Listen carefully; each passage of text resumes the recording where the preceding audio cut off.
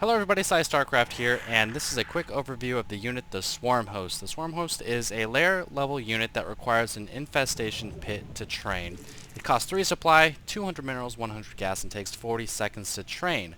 Now, much like the Lurker, the Swarm Host cannot attack unless it is burrowed, and it attacks in the form of creating 2 tiny little locusts, as you can see here. Now you can rally these locusts wherever you'd like, and once they're out, they survive for 15 seconds and have 65 life, 0 armor, and 16 damage every 0.8 seconds. Now this damage is much higher than even that of a Hydralisk, so the DPS of these locusts is quite huge. The Swarm Hosts themselves have 120 life and 1 armor. Notice their move speed on creep is pretty good. It's around 3. Off creep, it's 2.25. And the main role of this unit is really just create free units, exploit any enemy armies that don't have detection, and try to break fortifications like siege tanks or sentries or planetary fortresses and things like that. Now the locusts benefit from upgrades from missile attacks and ground carapace.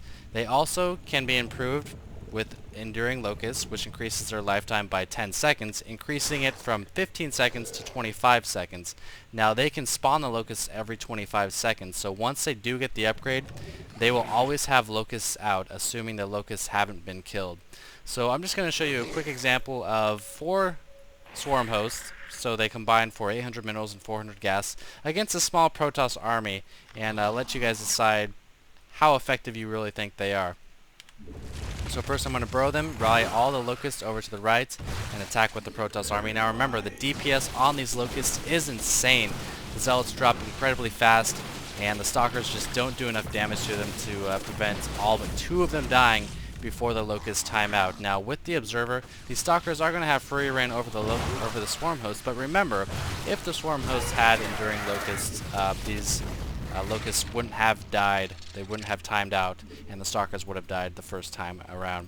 So they can synergize with a couple other Zerg units. First of all, we've got the Overseer. The Overseer is going to be great for spotting any kind of detection a Protoss player might have. Now of course Terran can scan, so it won't work as well against Terran.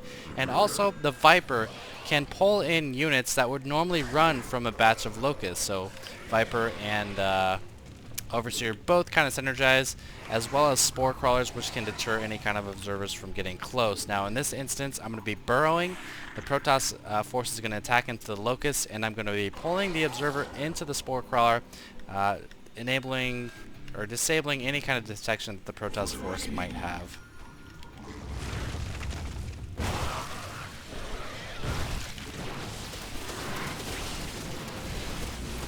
There goes the Observer into the Spores. Now, although the Protoss forces have cleaned up the Locusts from the Swarm Hosts, they have no detection to attack these Locusts. And that's just kind of one extreme example. Swarm Hosts are incredibly strong, and I'd say they're probably going to be nerfed. I assume the Locust attack will probably drop from 16 to 14. But that's been your quick little rundown of the Swarm Hosts. I recommend them in ZVP more than ZVT. So hope you guys enjoyed this. Look forward for more unit highlights coming in the future. Thanks.